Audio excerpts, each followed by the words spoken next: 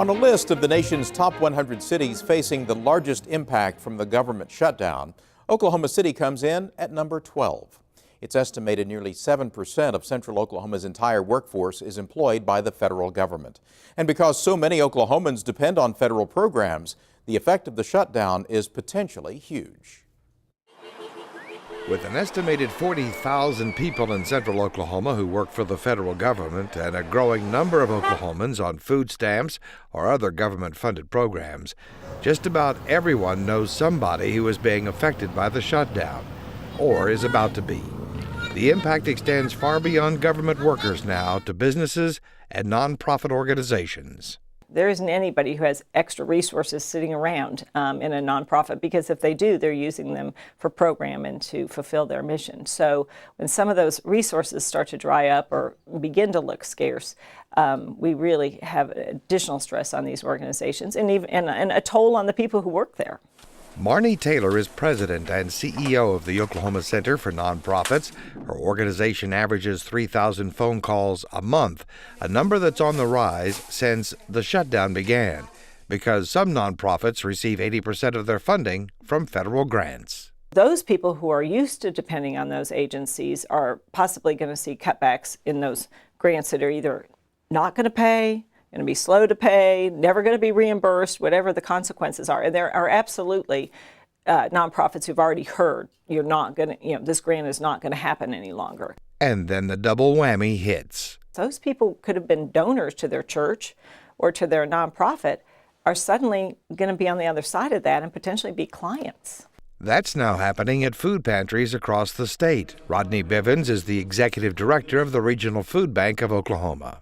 A lot of people live from one paycheck to another. And so if they don't have that paycheck coming in, they'll have to start making choices. And those are choices we don't want our government friends to have to make. For Bivens and the food pantries, there is growing concern there will not be enough food to go around. We can't meet the need now, so we don't need to throw more people into that system. Terry Bryce is state director for the Women, Infants, and Children's program that serves 90,000 Oklahomans with a focus on providing nutrition assistance to a vulnerable population. Our participants are coming into the clinics, they're getting nutrition education. All of our food that we provide has a specific nutritional value, and it's just a supplemental program, so we don't give them all the food that they need per month.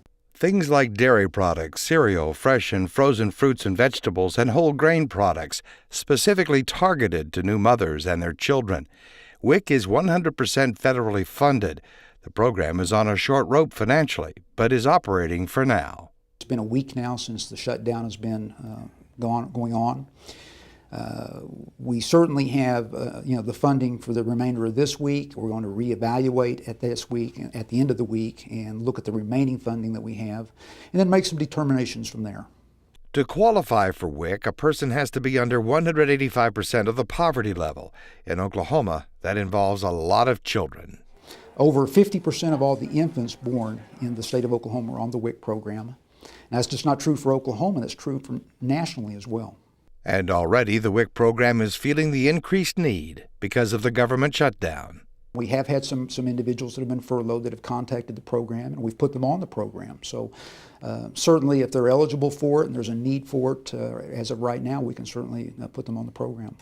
Thomas Wright works at Tinker Air Force Base in the sprawling Air Logistics Center known as Building 9001.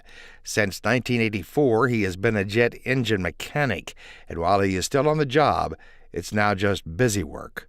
Because we're not doing anything. Everybody's sitting around waiting. They don't know if they're going to have the money to do anything anymore. Wright says a lot of Tinker employees are still hurting from the financial impact of sequestration cuts. And we're trying to catch up from those bills from last time, and now we're going to do it again. We don't know when we're going to get paid again. Are we going to get paid again? This is some of the stuff I want to ask my congressman, and I have.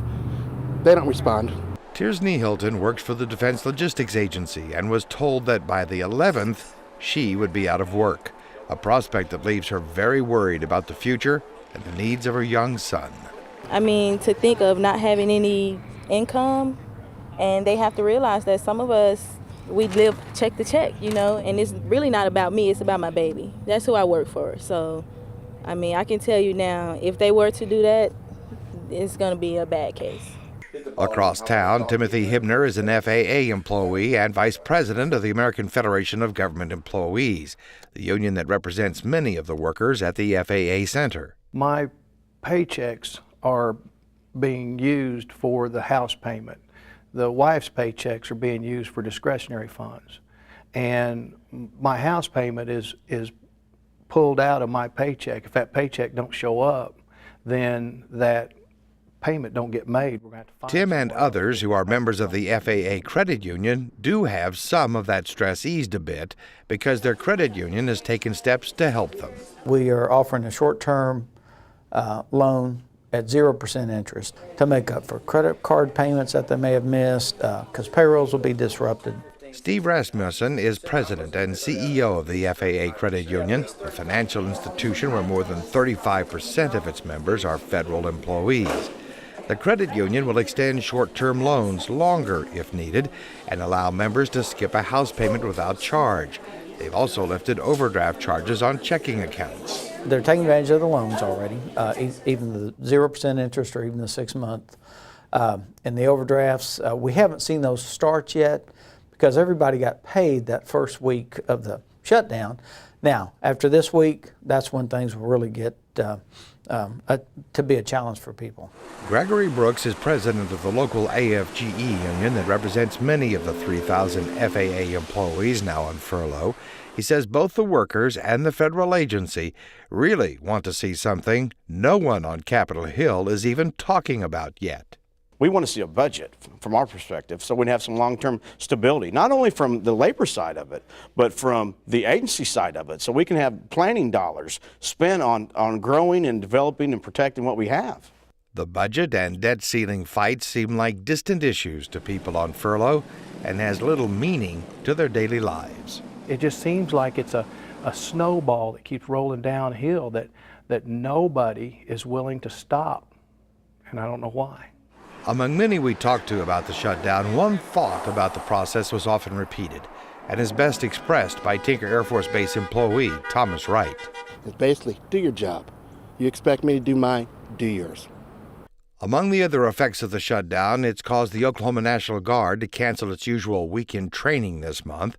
And while some of the State Conservation Commission's 87 offices are open, they can't operate because they share space with the U.S. Department of Agriculture. As the days go by, it's clear the impact of the shutdown is spreading and will become far more evident if a deal isn't reached in Washington by the end of the month, when more bills come due and more state agencies that depend on federal funding run out of money.